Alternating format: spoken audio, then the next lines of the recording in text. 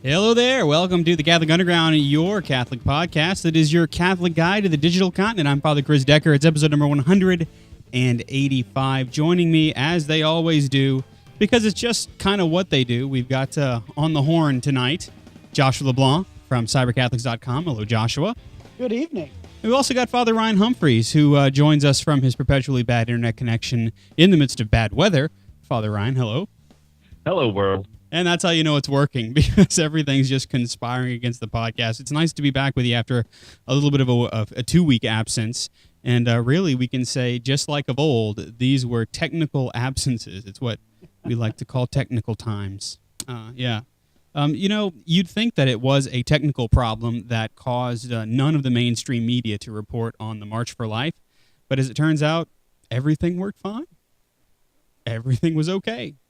In fact, that was a prediction I made in my homily, that the March for Life would garner absolutely no live shots from Washington, D.C. Surprisingly, in our nation's capital, where every news organization has a bureau, there would be nobody reporting, and nobody did. Was there no coverage by Fox News at all? I think there was probably about 20 to 30 seconds. Wow. I never saw any. There could have been. I didn't really watch a whole lot of television, but that doesn't really surprise me, especially whenever you have a president who issues a statement on the anniversary of Roe versus Wade, basically saying how it's the greatest law that's ever become in our country because it highlights a woman's reproductive rights, and then using the same old thing he continues to use every year about how our daughter should have the same opportunity as our sons. Isn't that cute? Yeah. Yeah. It amazes me. Now, Father Ryan, in Louisiana, we have in Baton Rouge the Louisiana March for Life, and that was attended by thousands of people, and it pales, of course, in comparison to the March for Life in Washington, D.C. Did they have numbers? Has anybody seen numbers yet? I haven't seen anything. I know that it was a success. I know was a difficult time because most of our bishops, in fact, all of our bishops in Louisiana are in Rome for the ad limina. Right. So none of them were able to be present for it. But I don't think that really affected turnout. I think there was still a very, very good number of people there. That's right. I think that there was. In fact, I know last year 250,000 or a few more than that actually were what were garnered, I believe. And then I would guess, if I had to guess, I would say upwards of 300 to 350,000. Because it's a really, really beautifully big deal. Now, Father, you and I have had the privilege to go. Josh, did you ever go while you were living up there? To the March for Life in D.C., yeah, I've been a few times, actually. Mm-hmm. I went once when I was at St. Ben's, then I believe either once or twice when I was living in Washington, D.C., working for Human Life International. And it's such a great experience to see. There's nothing like than walking down Constitution Avenue, because at one point on Constitution Avenue, there's like a dip, and you actually climb up Capitol Hill. Mm-hmm. And one of the cool things is when you get to that top, you just turn around as everybody is walking, and you can see people marching for miles and miles and miles on end. There's just something overwhelming about seeing an endless sea of people that never ends, and knowing that you are united for one cause, and that is to end the pro-death movement in the United States. Yeah, that's the thing is to see that many. I mean, I can only imagine how these huge civil rights movement speeches and things of that nature must have seemed, But this is actually, we're not just talking civil rights here. We're talking basic human rights too. Right. And how awesome it is to be in solidarity there. And one of the things I also pointed out in my homily was this really is not a march of middle-aged to older people. Nope.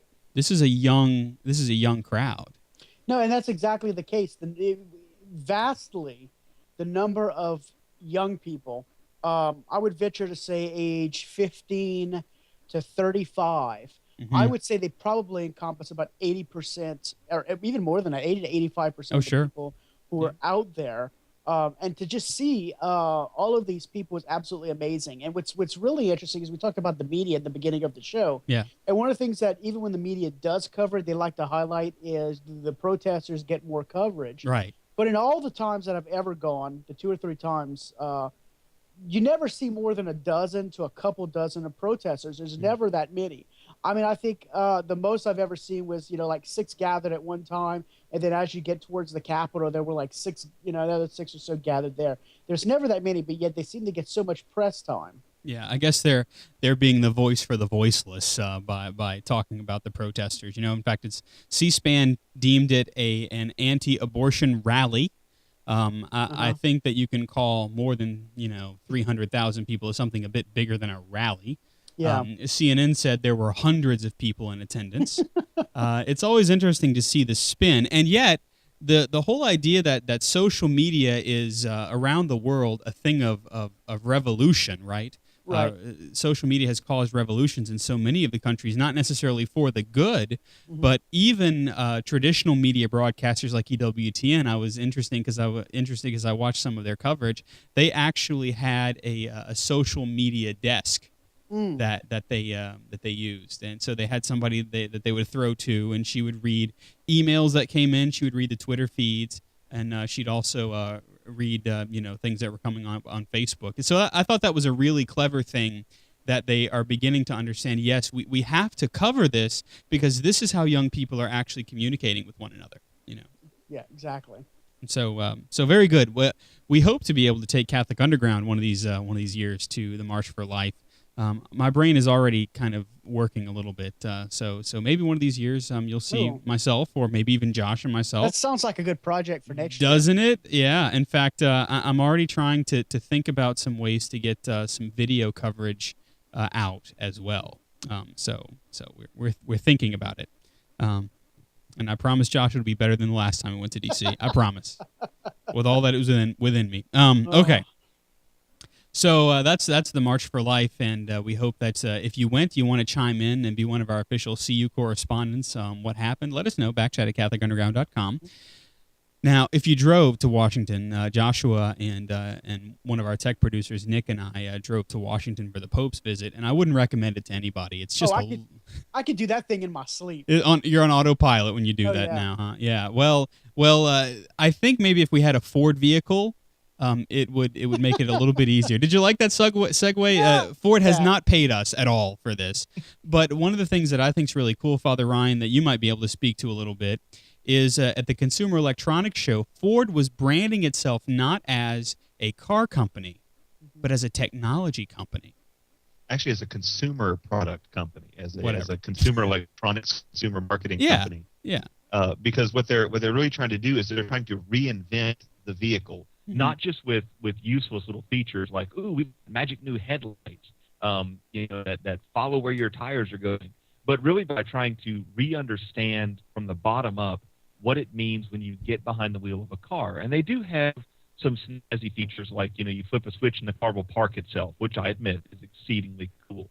But they also are redesigning their manufacturing process, which gets exactly the people in the world excited, but I'm one of them, where every one of their cars is going to be sharing a manufacturing line, a specified manufacturing line for that model, so that you can order a gasoline or a diesel or a hybrid or an electric only or a plug-in hybrid or whatever kind of car is ideal for your circumstance.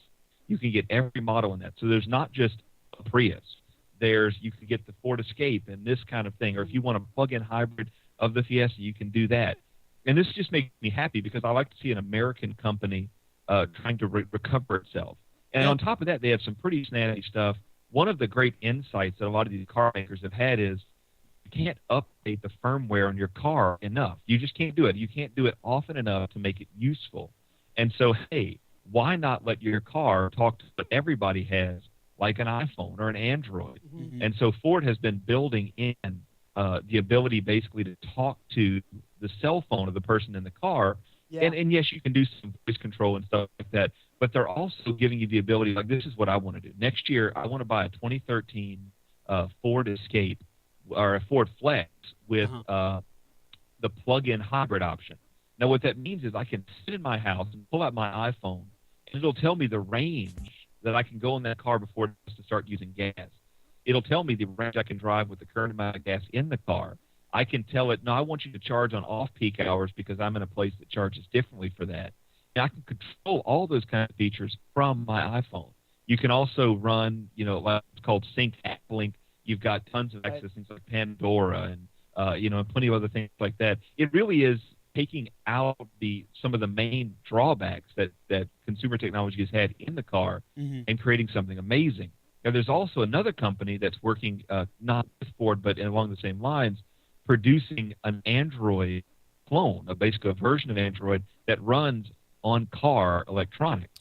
So basically, you put a tablet in there, and there's an entire operating system that's designed to have a minimal interface, that's designed to be heavily voice integrated, so that you can basically have Android in your car. And so there's all kinds of really cool stuff going on. Yeah, and that's kind of where you want things to be going. You would expect to get a little bit closer to the Jetsons. Maybe not flying. I can do without flying for the time being, because the skyways from the 202 to the 303 are going to be backed up.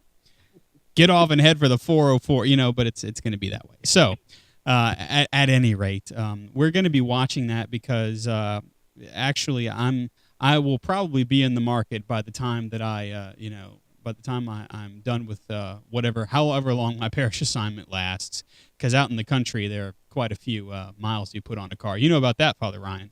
Oh, I do. I really do. Yeah. The thing about the new Ford Flag is that it should theoretically, with its plug-in hybrid features, get 100 miles to the gallon. And so realistically, I could do my entire weekend schedule just on the plug-in feature and never ever have to use gas at all for my usual weekend mass schedule, which would be nice. I think I would like that too. Yeah. Wow.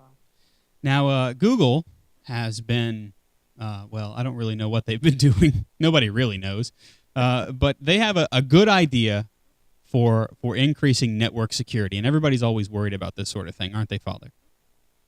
Yeah, this is one of those things that Josh and I think, would especially appreciate. So you go into some kind of public place, a public terminal, and you have to use their public terminal for whatever reason, and you need to then log into your Google account for whatever reason. This happens more frequently than you'd think. And so what you never, ever want to do is type your password on a public terminal, because God knows what's installed there.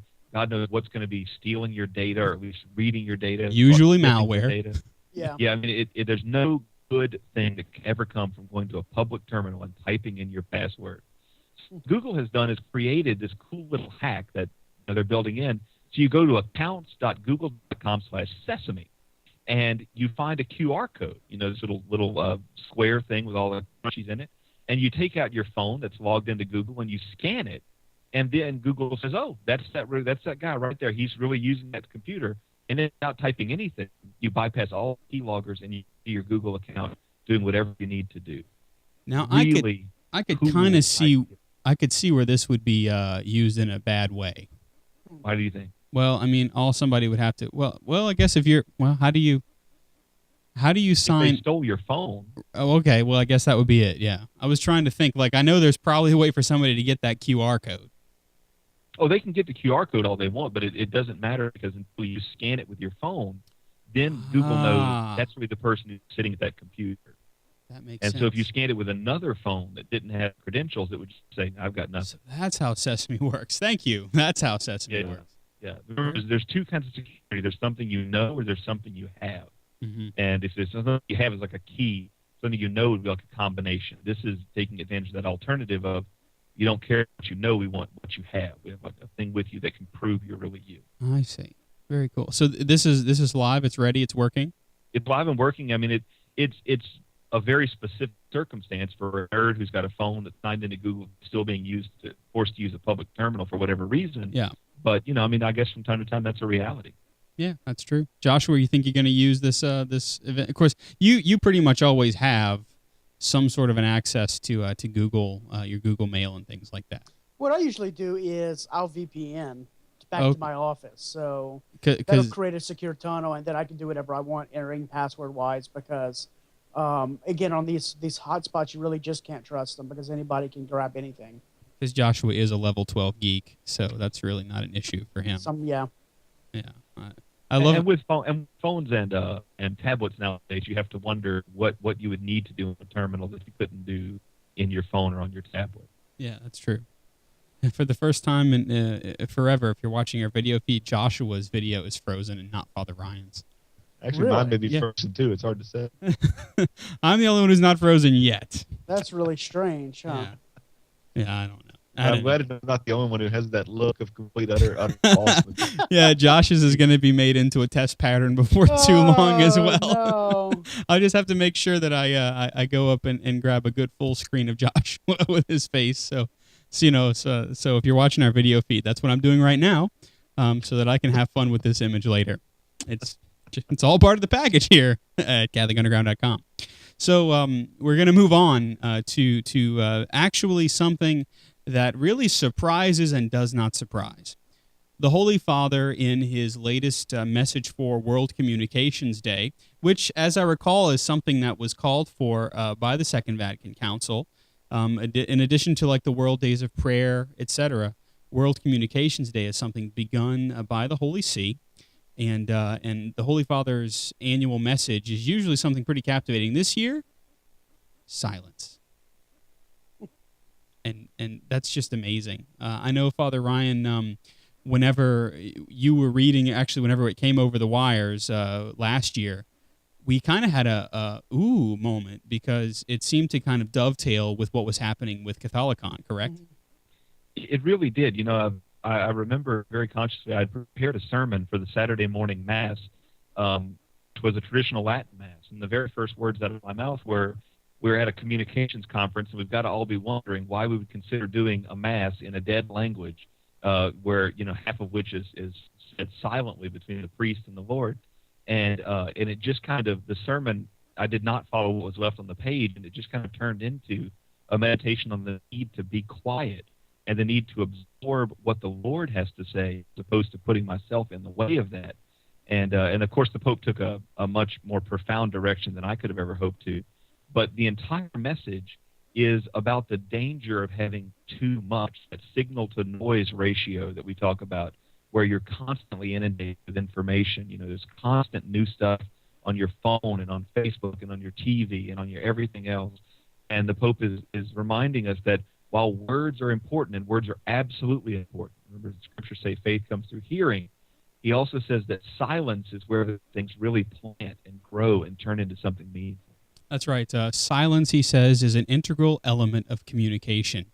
In its absence, words rich in content cannot exist. In silence, we are better able to listen and to understand ourselves. Ideas come to birth and acquire depth. We understand with greater clarity what it is we want to say and what we expect from others. And we choose how to express ourselves. By remaining silent, we allow the other person to speak, to express him or herself, and we avoid being tied simply to our own words and ideas without them adequately being tested. In this way, space is created for mutual listening, and deeper human relationships become possible.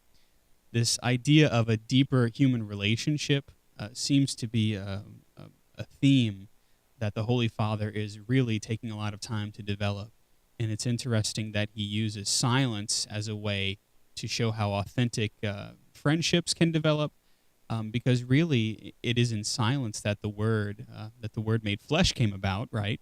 But it's in silence, too, that the Word is able to become rich and deep within us. Pretty cool.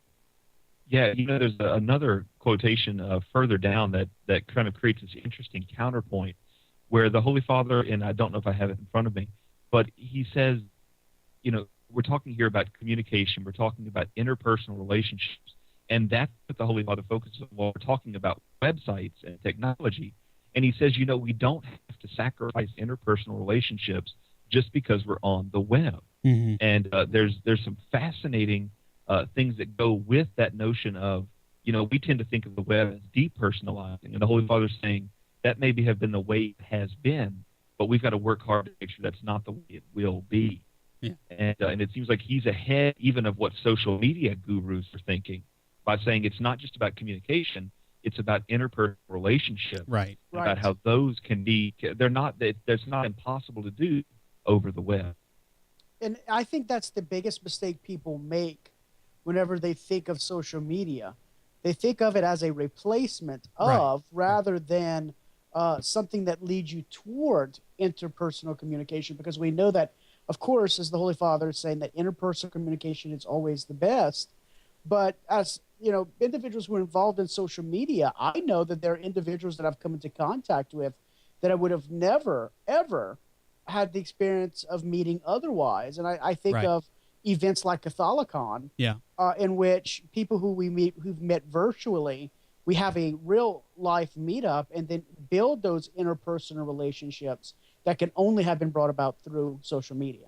Yeah, and that's really the beautiful thing. Really, when you think about CatholiCon, it really wouldn't have happened had we not had the gateway of websites, of social networks, etc.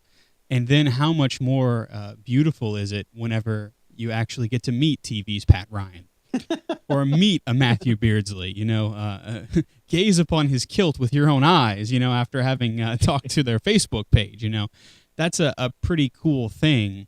And the Pope is very, to see websites and social networks. I mean, if you think about the lineage here, that you had Leo the 13th beginning to speak about the very first motion picture cameras and film cameras, and you had Saint Peter talking about going to visit people using his feet, and here we have Benedict the 16th, the successor of Peter, saying attention should be paid to the various types of websites, applications, and social networks which can help people today to find time for reflection and authentic questioning, as well as making space for silence and occasions of prayer, meditation, and sharing of the Word of God. It's amazing to me that's where we find ourselves, And it's absolutely beautiful to me, listening to the Holy Father, how much he's been focusing on communication and silence. And, that's something, again, just throwing this out there, again, this is not, of course, not Catholic teaching, but it's always been something in my mind. For a long time, we've talked about communication. We've talked about theology communications before. And we remember Sacred Scripture teaches us that in the beginning, we shared a common language. And then, of course, it was the building of the Tower of Babel and all these things, in which one of the consequences of sin was that confusion of language. Confusion of languages. Which leads me to wonder, and I've always hypothesized, that if human beings, in our original way of communicating with one another, would not have been through any kind of verbal language. I mean, just as a husband and wife, whenever they know each other so well, they can communicate to each other without speaking. It's almost as though God wants to speak to us, or his original way of speaking or having us communicate was kind of almost telepathically, in this where we didn't even have to say anything to each other. We could speak to each other without using words. And that's always, again, been just a little hypothesis of mine, is that whenever we see, how the Holy Father really focuses on silence. Yeah. And I know for myself personally, whenever I hear the Lord the best is whenever I'm silent in adoration, whenever I'm not trying to speak with my voice, when I'm silent and I can hear him speak directly to my soul. So you perhaps posit that rather than speech being the primary way, that speaking to the heart speaking unto heart would have been perhaps the primary way. I posit that, yeah. It's an interesting hypothesis. Father Ryan, you're an armchair theologian. What do you think? Well, actually, the Holy Father goes exactly to that point, and he says, and this is, I guess, at the third paragraph or so, it's often in silence, for example, that we observe the most authentic communication taking place between people who are in love, as Josh says. He says gestures, facial expressions, and body languages are signs by which they reveal themselves to each other. Joy, anxiety, and suffering can all be communicated in silence. Indeed, it provides them a particularly powerful mode of expression. And I wholeheartedly, I've always believed that heaven is a lot like two people who are deeply, deeply in love, looking into each other's eyes. There's a sense of timelessness. There's a sense of abundant peace. There's a sense of communication that goes far beyond words, but far beyond concepts, into something much more profound, a sense of home, and also at the same time a sense of selflessness and a sense of overwhelming and complete acceptance. I think heaven is a souped-up version of what we have only the slightest taste of here. And it seems like the Holy Father is saying as much in his document. That's right. Eye has not seen, ear has not heard, nor is it even so much dawned on man what awaits us for those who love him.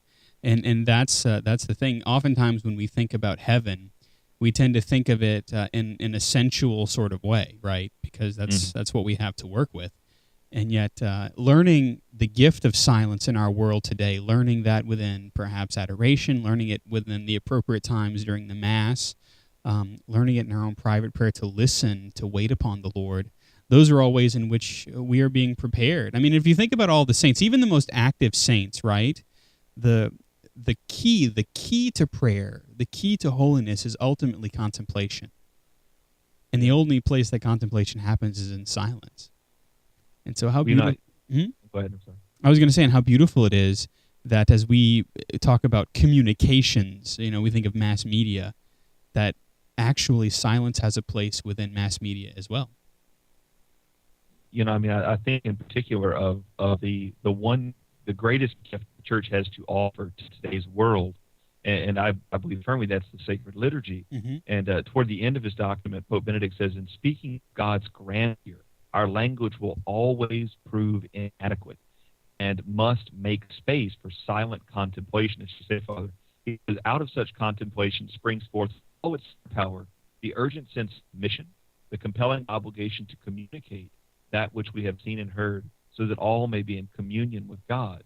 And isn't that exactly what we try to do? Not when we bombard people with a bunch of logic and reason and ideas. Those are good, they're necessary in their context. But ultimately, what the church really has to show the world is that entertainment and busyness and the constancy of being distracted by something and being distracted from the utter and complete fear of boredom is that the church has to show the world it's not just a matter of distracted, but that there's abundant joy to be found in simply being as you are, in being you. Yeah. And that's something that the world can never offer. Right, exactly. And we can only glimpse at it in a sense, So it's a really beautiful discussion, and as we'll talk a little bit more about later in the show, a good deal of that discussion is going to be from CatholiCon as well, and so hopefully you'll be able to join in that real life discussion, perhaps sometimes in silence, and perhaps sometimes with the gift of our voice and the other gifts that God has given us to communicate. So you can let us know what you think about that. If you have any thoughts, would you tell us them? Backchat@CatholicUnderground.com is the way to do that. Okay, I'm going to skip the next item on our show notes list that you out there in podcast land can't see, and I'm going to move to the next thing because I think that it actually illustrates the point very well about the importance of communication within a family. And there is from one of our favorite blogs, the New Liturgical Movement blog, a family celebration of the divine office. It's an Eastern Orthodox family who are using actually a pretty complex form of the office, and they're chanting it. So what I'm going to do is I'm going to bring the YouTube video up full screen, and we're going to watch just a little bit of this. If you're listening on the podcast, you can listen to it, and I'll just describe to you kind of what's happening. You're seeing basically a living room with a family all facing an iconostasis together. It's absolutely beautiful. And so we're going to listen just for a few minutes here. And our mouth shall show forth thy praise. Glory be to the Father, and to the Son, and to the Holy Ghost. As it was in the beginning, is now, and ever shall be, world without end. Amen. Praise ye the Lord. The Lord's name be praised. Oh, come, let us sing unto the Lord. Let us heartily rejoice in the strength of our salvation. Let us come before his presence with thanksgiving, and show ourselves glad in him with songs. To see these little kids singing from a graduale or from a psalter is just beautiful. It's absolutely beautiful. And this is part of the authentic communication, I think, that the Holy Father has in mind, is that it should be the family's role to teach communication both in silence and in activity in prayer. I just think this is beautiful. Guys, have you seen the video? Yeah, I did. And it's, what's amazing is that we often bicker about how hard the Liturgy of the Hours is, and so we have these increasingly simplified versions. And now you can just whip out your phone or your iPad, and you've got literally everything, Yeah. and every detail you need, and you learn a handful of these very simple little chants, these very, very simple little chant codes, and you're off. And I Right. really wish that somebody would put together, a little book explaining how you do this with the little music there, Mhm. because these kids are not old. No, These right. kids are 7, 8, 9, 10 years old, and they're not singing hard stuff. They're not standing up singing a Whitney Houston song. They're chanting together, and Right. that the father is the leader of the family, and it's such a beautiful thing. And it's something that any family could realistically do with only about 30 or 40 minutes of teaching, and Yeah. then every day or every Sunday or whatever, this becomes the family ritual. It's such a cool thing. Yeah, Josh, I know that that you yourself sometimes sing The Office. Is that right? Do you chant it? Maybe Yeah. you and Annie. I know you have special times during the year that you do the Liturgy of the Hours together. Yeah, usually during Advent and Lent, we'll make sure we do it together. But I'll chant it on occasion whenever, actually, because I don't know the chants that well. I need to Yeah. really learn them. I'll chant it specifically whenever the psalms actually match up to the monastic chants from St. Right. Ben's, and I can remember. Because we went chants. to Vespers with the monks or Lauds with the monks, and so we remember it because just by repetition. Yeah. That's one of the great criticisms I have of our seminary system, and it's slowly being rectified. Is that now that I get together with my brother priests and we have time together, we pray and we eat together. We almost always are together on a Sunday evening or usually a feast day, as it turns out, and we want to chant the Psalms, and we have no training, no background, no nothing. Yeah. And that works its way into Mass as well. Not having been trained, and so sometimes I wonder, well, who will be neighbor? Because I can sing, but it sure would be nice to be able to learn that. And so, how awesome it would be. Hint, hint, nudge, nudge, wink, wink, for somebody to develop something for the everyday priest to learn some of these ways to chant. I think Corpus Christi Watershed has been rudimentary in doing some of that. Yeah, we're still waiting for somebody to put out a quality DVD teaching the simple chant modes, or teaching even a basic version of how to sing The Office. Even something like a DVD of here's the Sunday Vespers a parish could do. Yeah. Even that is not yet out there. You can put it together, but you need somebody who knows what they're doing to do that. Right. And, it would be my hope that at CatholiCon we might have the right combination of people Yeah. come together and say, we're ready to do something like this. Mm-hmm. Really, what I would think I would need a DVD or a website that would have chanted all of the Psalms of the week, all of the Psalms of the 4-week cycle, in a way that even if I couldn't read the music, because we don't have a Psalter in the United States that's accented, that I would just be able to hear, and by hearing I'd be able to reproduce. That would be very helpful for me personally. There's also already the chat room is going wild with some ideas of what could be done. So, that's possible.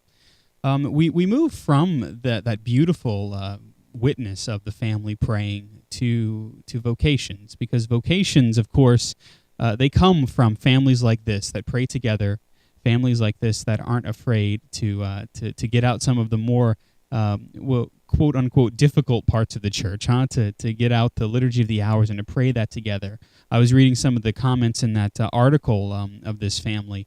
I've been saying I've been praying with my sons since they were 11 from the Liturgy of the Hours, or Compline and that sort of thing, and how beautiful that is. And so there's some news coming from Catholic World Report now, which is exclusively on the internet, that vocations actually are very much connected to orthodoxy, connected towards authentically living the faith, and connected towards discipline. Isn't that right, Father?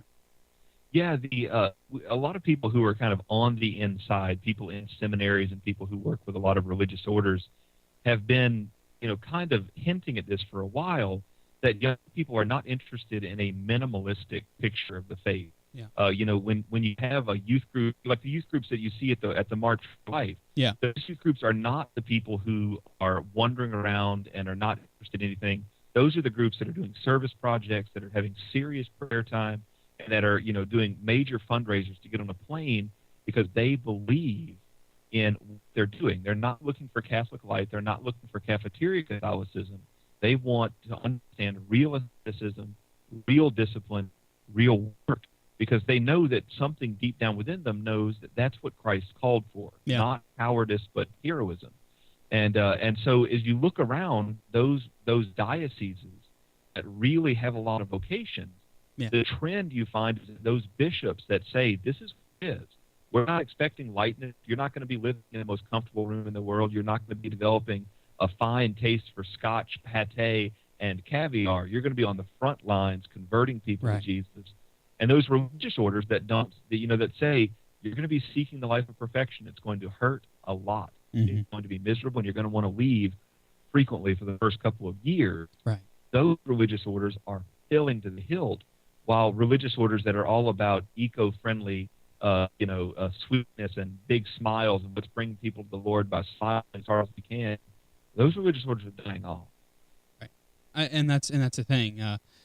It's amazing to me, just like whenever you're raising children.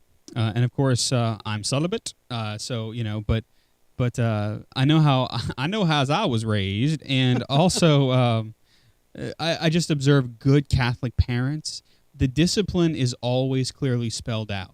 Right, the expectations are clear, the infractions of not following discipline is clear, and pretty much that raises a good child to know what the parameters are, to know what the difficulties to look forward to are. Kind of if you're setting out on an adventure quest, right? You always want to know as best you can what's coming up. There will always be things that are unforeseen. There will always be bravery tests and whatnot. But you're moving with a clear expectation of what the life is going to be. Whether you're an adventurer, whether you're going to marriage, whether you want to be a priest. But you're right, Father. I think, and this article is very poignant in that if it's clear what the disciplines are going to be, more and more men are signing up. More and more women are choosing religious life where the disciplines are in place. And I know some would say on the kind of the negative aspects of that is that people nowadays are afraid to be free and to be themselves, so they're just going to a place where they don't have to think. I mean, that's what I've heard people say, and I just don't buy it for a minute. I think that our young people are seeking discipline because we're in a world that has had absolutely no expectations of anybody, and that's why we find ourselves where we are politically, socioeconomically, societally speaking. I don't know. What do you think? Josh? Oh, I'm sorry. Yeah, I'm sorry. Yeah, I mean, I agree with you, specifically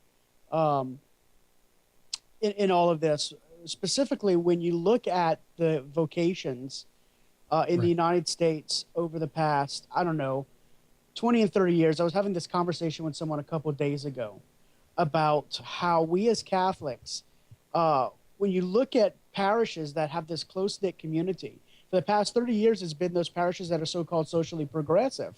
But you have a turn now towards parishes who have an affection for the Tridentine Mass, or should I say the extraordinary form of the Mass. And those are the close-knit communities. And I think it's paralleling what has happened in religious orders, religious vocations. You're having, you had 30 years where the norm was these group of individuals who were fighting so hard for social progressivism and trying to implement this false sense of Vatican II, that they've seen their orders die. And now you have like the Dominican Sisters of Nashville, like you were talking about, have become so popular that they've got a waiting list of people who want to get in. Same thing is going on at EWTN. It has the pendulum has swung back towards the side of the church for the past, 1500, 1600, 1700 years. Right. And in the United States, what seems, for us, 50 years is such a long time, especially for those of us who, we've only been around for the past, 30 years. This is all we know. Right. And so for us, it's really the history. But to see that so many people their love is for the sacred and it's for the tradition of the church, to see that all of these monasteries, religious orders, or starting to expand and fill themselves really at the seams Yeah. is absolutely beautiful. And one of the things I'm noticing, Father, I don't know if you're noticing it too, is that the seminarians that are 5 to 10 years behind us in school, they're actually beginning to get that same kind of hard worker mentality that was present with what we call the greatest generation.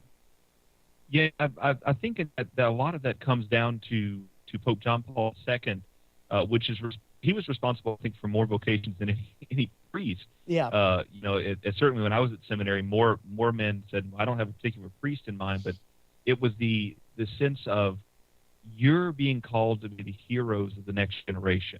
And Right. while the only thing you're hearing in school is, here's a participation trophy, and you're all winners in my book, he was saying there's more. There's Right. infinitely more. And a lot of our young men in seminary now have to put up with the same nonsense. Even in seminaries, we don't want to keep score because we're all afraid of your sad little feeling. And and I think a lot of these men are saying we're men. Right. We're men. We drink coffee black and we have hair on our chest. We are not 5-year-olds, and we are men, and we want to live up to something that requires us to lay down our lives because that's what Jesus did. Right. And that kind of heroism, which the world has just completely lost, means that if you take your faith seriously, and there's not many people that do, but those that do become real powerhouses. And so that's why I think the popes have talked about a sense of hope.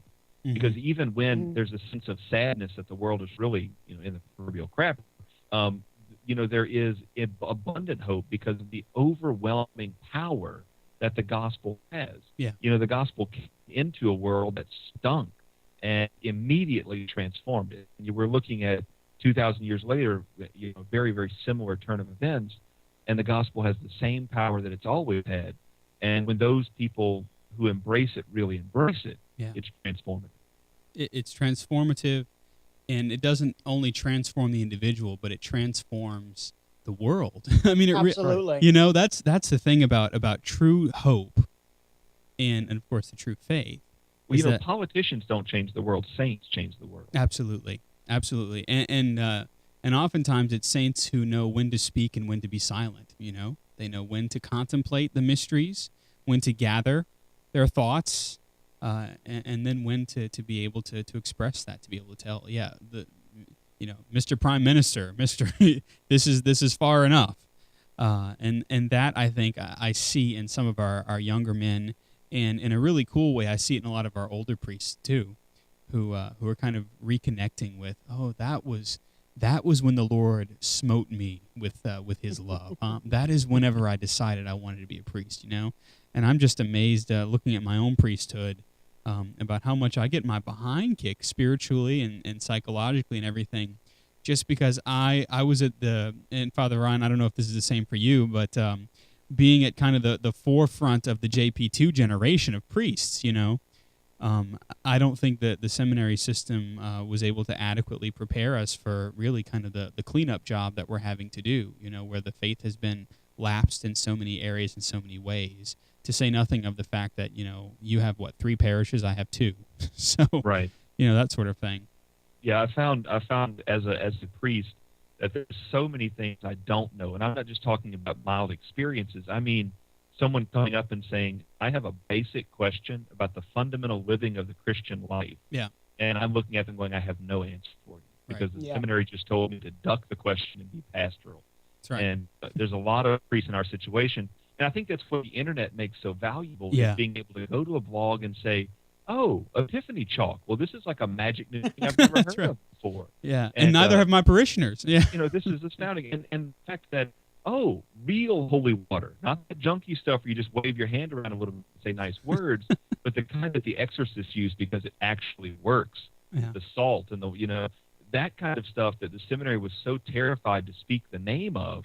It's not like it was Voldemort. We could, it could be said. You could say it. And the very fact that now we're starting to see those things become available, and priests who are saying this is in sharing that information in a meaningful way, that's such a gift, and it's something I think that vocations nowadays have a lot of resources that we who are not older. I mean, I've only been on it 6 years, Yeah. but we priests have to continue to support one another because, I mean, heck, Father Chris, you and I we're only out of seminary 3-4 years, but man, there's a lot that's changed since then. That's very true. A lot has changed. Catholic Manuth says in the chat room, great organizations like Youth 2000, I believe, are carrying on this today and plant the seeds.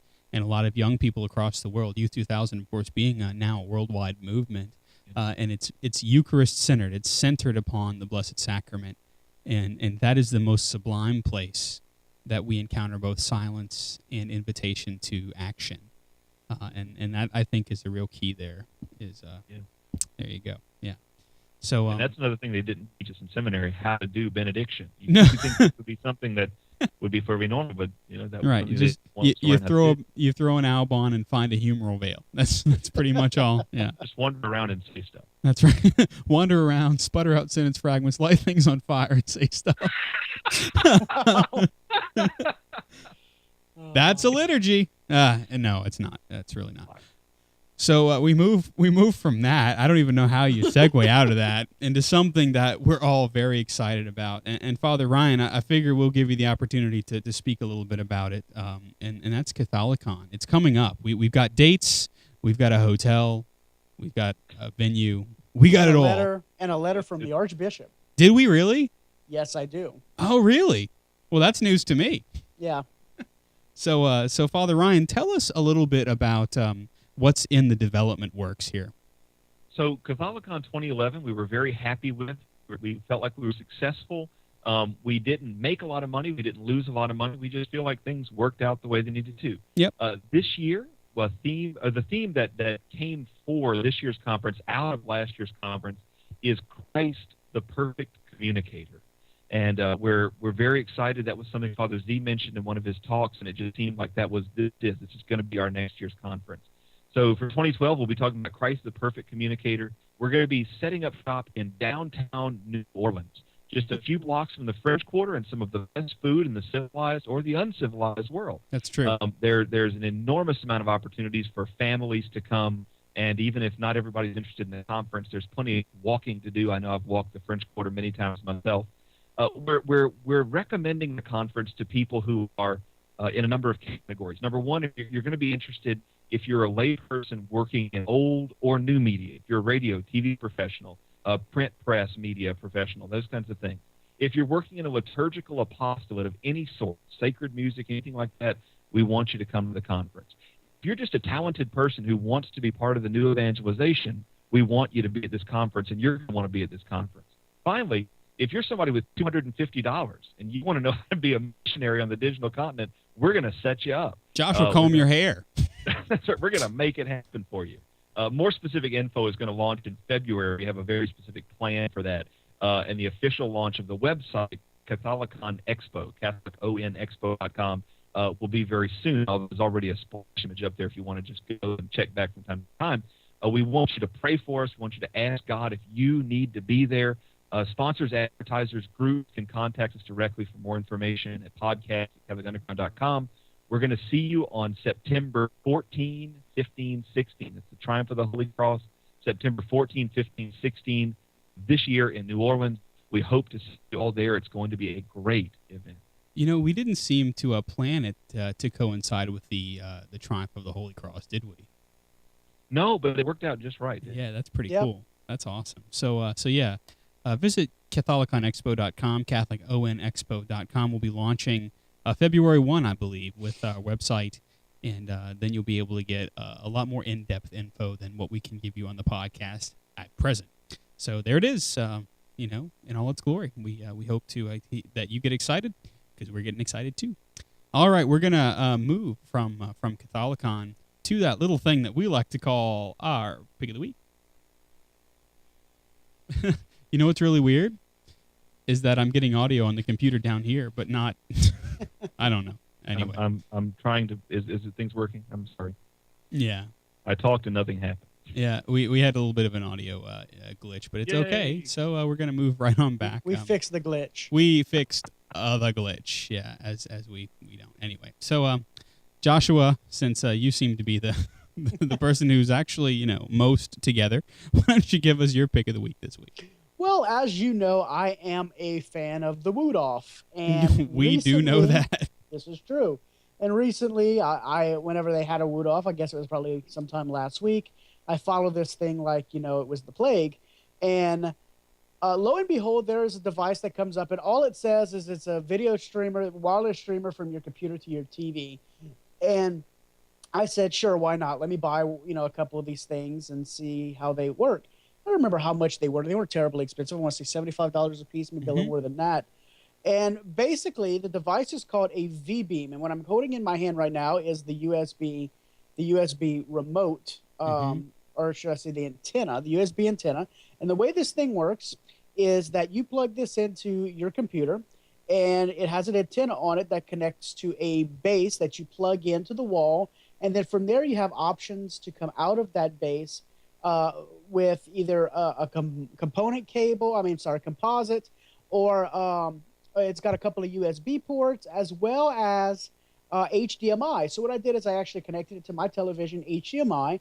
Then you take this in, plug it up to any computer. It creates its own secure wireless network between the two. And then it will take your computer screen and actually transport it over to that device wirelessly. So I was able to sit at my desk and transport and display my computer's monitor on my television that's in the front area of my office and see it crystal clear. It's really, really cool. It doesn't seem like it has the greatest distance. It's really made for in same room use. But it would be great if you had a ceiling mounted projector that you didn't want to have cables running to and you wanted to be able to show something from your laptop. So it would be perfect for that. It's got two modes. It's got a screen mode if you're just showing your screen, and it's also got a mode for video if you're actually wanting to watch, say, a DVD from your laptop and display it on your monitor. And the quality is pretty good. Again, the device is called the V-beam. If you go to their website at veebeam.com,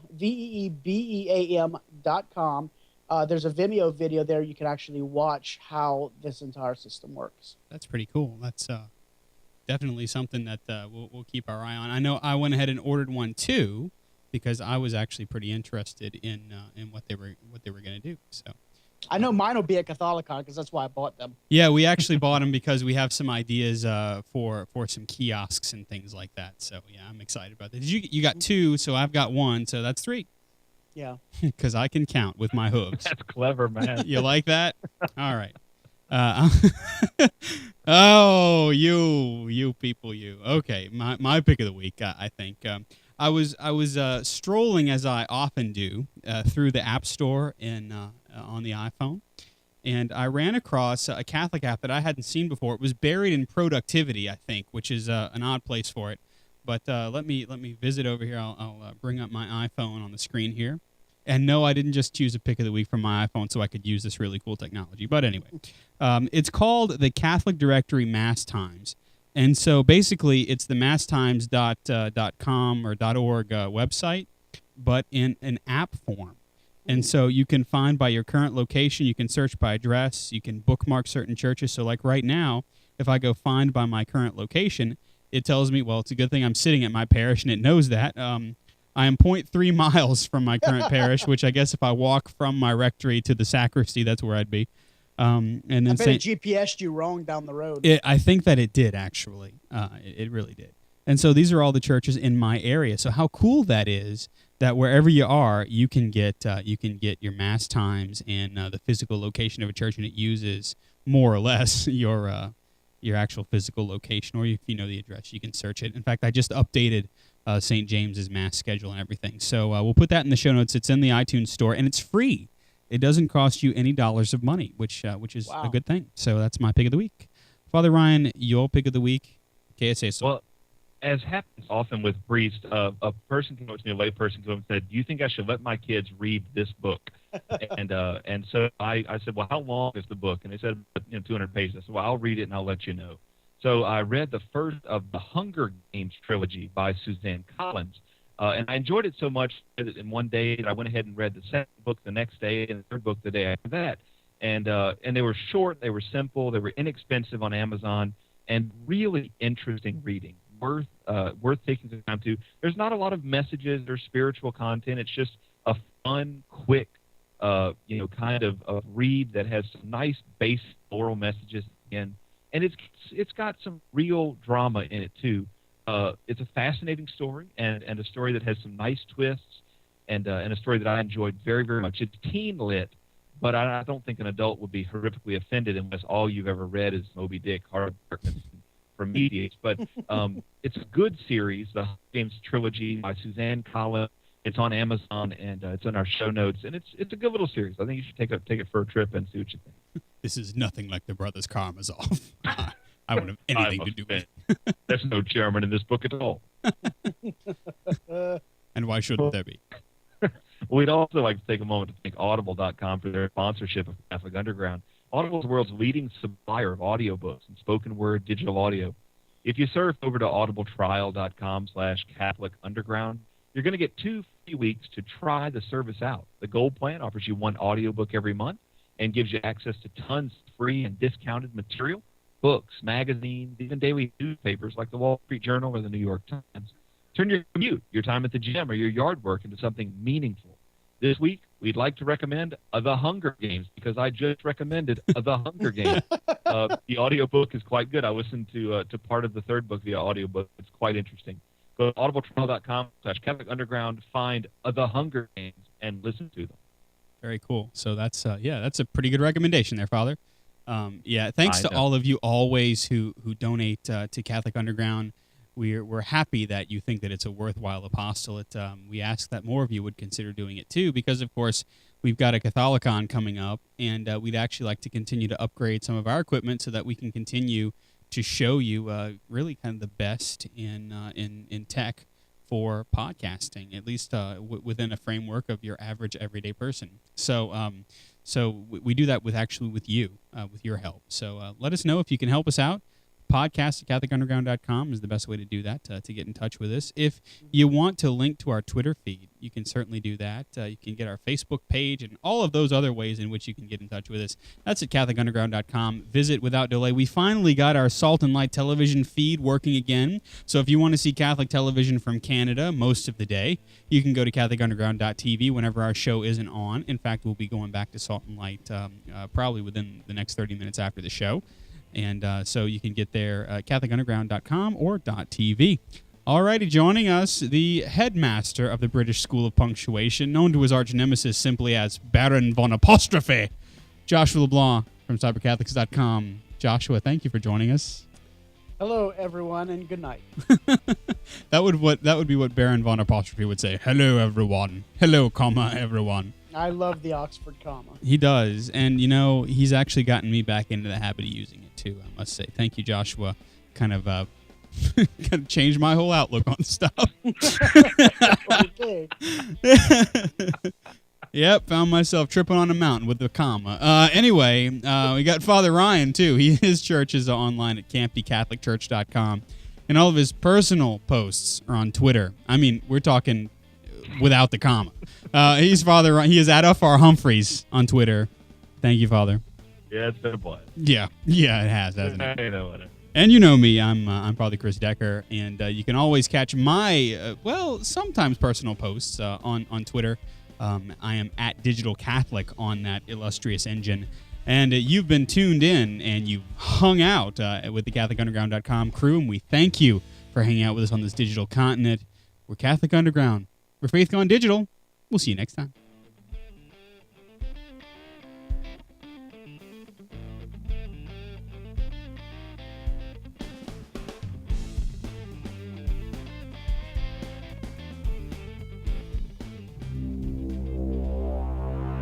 From the Catholic Underground.